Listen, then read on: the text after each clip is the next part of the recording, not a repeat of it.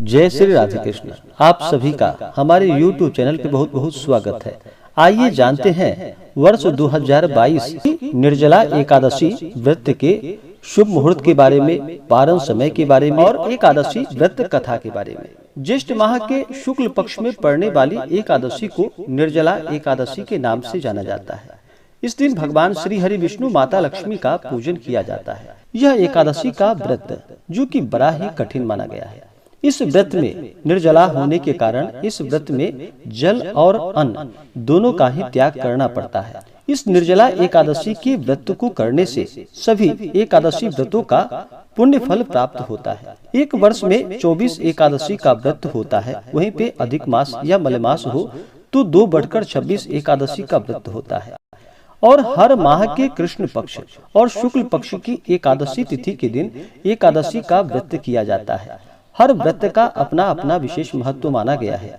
इसी प्रकार से ज्येष्ठ माह के शुक्ल पक्ष में पड़ने वाली निर्जला एकादशी का अपना विशेष महत्व माना गया है। निर्जला एकादशी का व्रत कठिन है, इसलिए इस व्रत का फल भी अधिक है। शास्त्रों में यहाँ तक कहा गया है कि विधि पूर्वक नियम निष्ठा के साथ अगर निर्जला एकादशी का व्रत करते हैं तो अन्य सभी एकादशियों के बराबर पुण्य फलों की प्राप्ति होती है। एकादशी का जो भी व्रत करते हैं, एकादशी व्रत के लिए दशमी के दिन से ही व्रत के नियम का पालन करना पड़ता है। दशमी तिथि के दिन, एकादशी तिथि के दिन, इस दिन ब्रह्मचर्य का पालन करते हुए, शुद्ध और सात्विकता का पालन करते हुए व्रत को करना चाहिए। जो भी एकादशी का व्रत करते हैं उन्हें चाहिए कि दशमी तिथि के दिन सूर्यास्त से पहले ही भोजन ग्रहण करना चाहिए। दशमी तिथि के दिन शुद्ध और सात्विक आहार ग्रहण करना चाहिए। तामसिक वस्तुओं का प्रयोग बिल्कुल भी नहीं करना चाहिए, जैसे कि मांस, मदिरा, लहसुन, प्याज आदि का प्रयोग दशमी तिथि के दिन, एकादशी तिथि के दिन और द्वादशी तिथि के दिन तामसिक वस्तुओं का प्रयोग बिल्कुल भी नहीं करना चाहिए। शुद्ध और सात्विकता का पालन करते हुए ही व्रत को करना चाहिए। दशमी तिथि के दिन सूर्यास्त से पहले भोजन ग्रहण करना चाहिए। उसके बाद दांतों को अच्छे तरह से सफाई दांतों की करनी चाहिए। दांतों के मध्य में अन्न का कोई भी रेशा ना हो पाए, इस बात का ध्यान रखें। और रात्रि में फिर ब्रह्मचर्य का पालन करते हुए भगवान नाम का स्मरण करते हुए सोए। और एकादशी तिथि के दिन सुबह ब्रह्म मुहूर्त में उठ करके नित्य क्रियाओं से निवृत्त होकर के गंगा नदी में स्नान करना चाहिए। अगर गंगा नदी में स्नान ना कर पाए तो घर के नहाने के पानी में ही थोड़ा सा गंगा जल मिला करके स्नान करना चाहिए। उसके बाद शुद्ध वस्त्र धारण करके फिर व्रत का संकल्प लेना चाहिए और फिर दिन भर उपवास रहते हुए इस व्रत को करना चाहिए। इस दिन जल और अन्न दोनों ही ग्रहण नहीं करना चाहिए, इस बात का ध्यान रखें। और इस दिन भगवान विष्णु का, माता लक्ष्मी का पूरे विधि विधान के साथ पूजन करना चाहिए। सुबह और शाम के वक्त पूजन करें।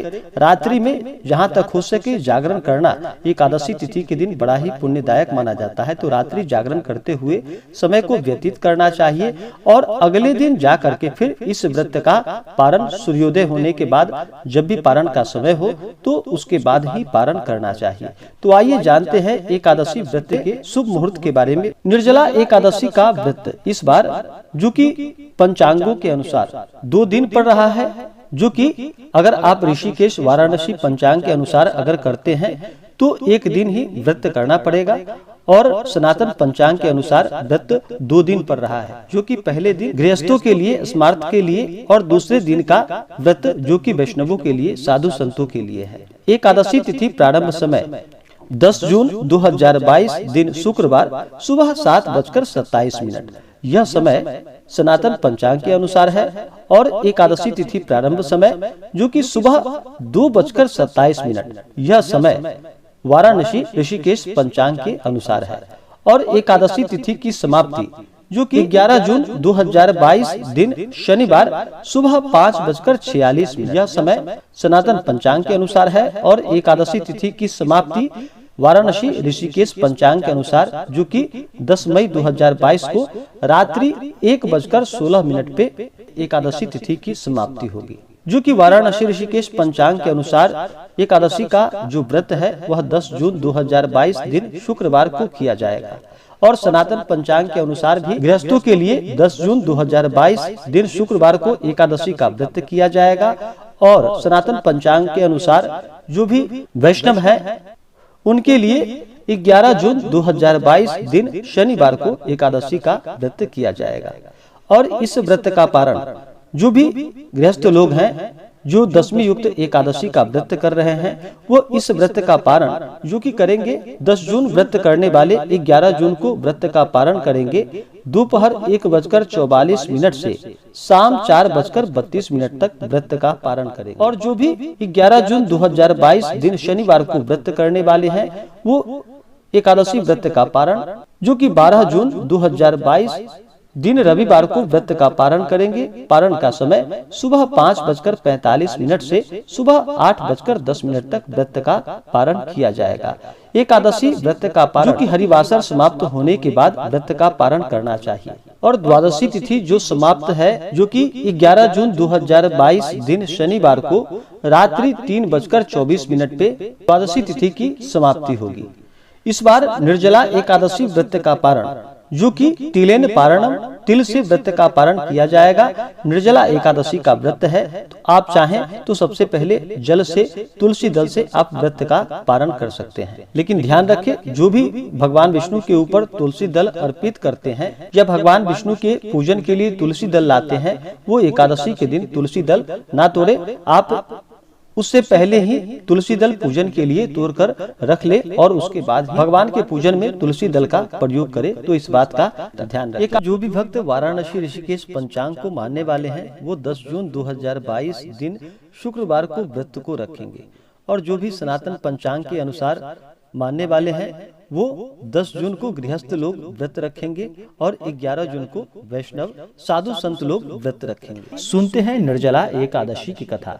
तो बोलिए प्रेम से भगवान विष्णु की जय, माता लक्ष्मी की जय, एकादशी माता की जय। बहुत समय पहले की बात है कि एक बार भीमसेन, अर्जुन, नकुल, सहदेव और युधिष्ठिर सभी एक साथ बैठे थे। महर्षि वेद व्यास जी भी वहां बैठे थे और फिर कहने लगे। भीमसेन ने वेद व्यास जी से कहा कि हे पितामह, भ्राता युधिष्ठिर, माता कुंती, द्रौपदी, अर्जुन, नकुल और सहदेव आदि सब एकादशी का व्रत करने को कहते हैं, परंतु मैं उनसे कहता हूँ कि भाई, मैं भगवान की शक्ति पूजा आदि तो कर सकता हूँ, दान भी दे सकता हूँ, परंतु भोजन के बिना नहीं रह सकता। इस पर व्यास जी कहने लगे कि हे भीमसेन, यदि तुम नरक को बुरा और स्वर्ग को अच्छा समझते हो तो प्रति मास की दोनों एकादशियों को अन्न मत खाया करो। भीमसेन कहने लगे कि हे पितामह, मैं तो पहले ही कह चुका हूँ कि मैं भूख सहन नहीं कर सकता।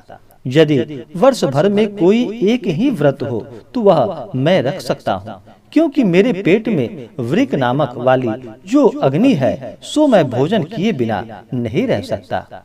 भोजन करने से वह शांत रहती है, इसलिए पूरा उपवास तो क्या, एक समय भी बिना भोजन किए रहना मेरे लिए कठिन होगा। अतः आप मुझसे कोई ऐसा व्रत बतलाइए जो कि वर्ष में केवल एक ही बार करना पड़े और मुझे स्वर्ग की प्राप्ति हो। तो व्यास जी कहने लगे कि हे पुत्र, बड़े बड़े ऋषियों ने बहुत शास्त्र आदि बनाए हैं, जिनसे बिना धन के थोड़े परिश्रम से ही स्वर्ग की प्राप्ति हो सकती है। इसी प्रकार शास्त्रों में दोनों पक्षों की एकादशी का व्रत मुक्ति के लिए रखा जाता है।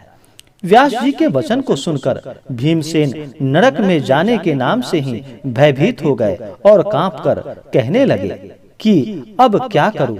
मास में 2 व्रत तो मैं नहीं कर सकता, हाँ, वर्ष में एक व्रत करने का प्रयत्न अवश्य कर सकता हूँ। अतः वर्ष में एक दिन व्रत करने से यदि मेरी मुक्ति हो जाए तो ऐसा कोई व्रत बतलाइए।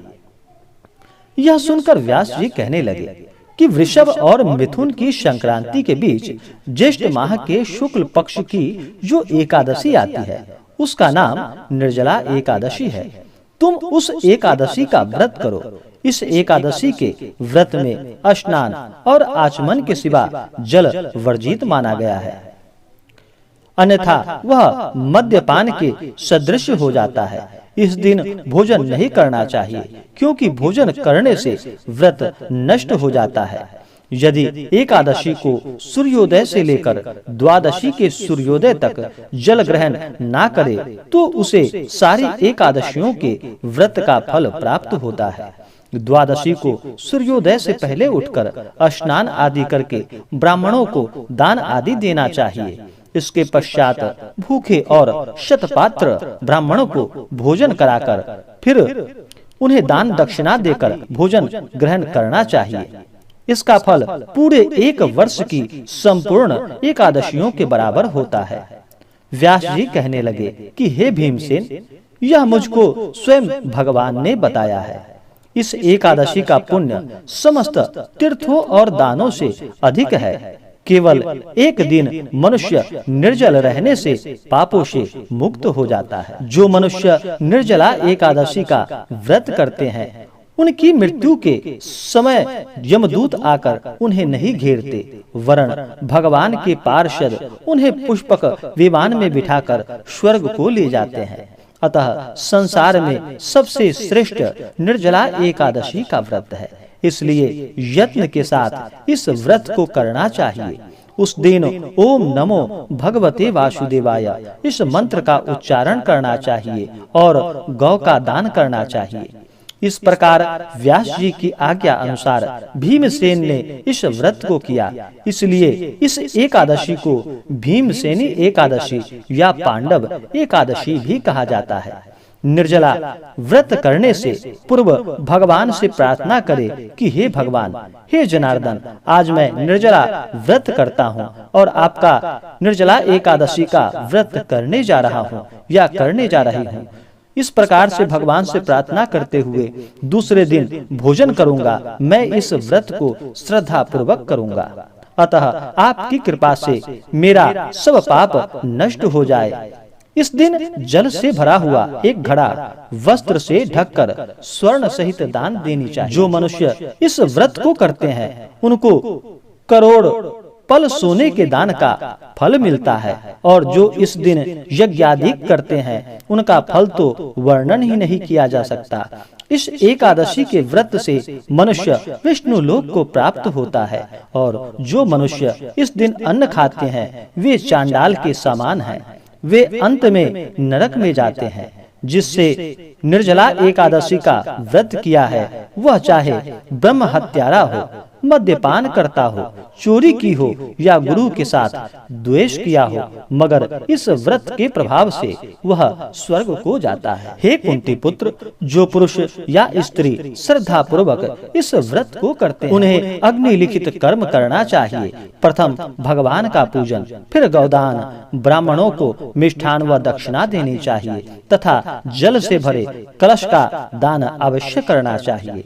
निर्जला के दिन अन्न, वस्त्र, उपाहन यानी कि जूती आदि का दान भी करना चाहिए। और जो मनुष्य भक्ति पूर्वक इस व्रत को करते हैं या कथा को पढ़ते हैं या इस कथा को सुनते हैं उन्हें निश्चित ही स्वर्ग की प्राप्ति होती है, और उन्हें भगवान विष्णु और माता लक्ष्मी की कृपा से सभी प्रकार के सुखों की प्राप्ति होती है। तो बोलिए प्रेम से भगवान विष्णु की जय, माता लक्ष्मी की जय।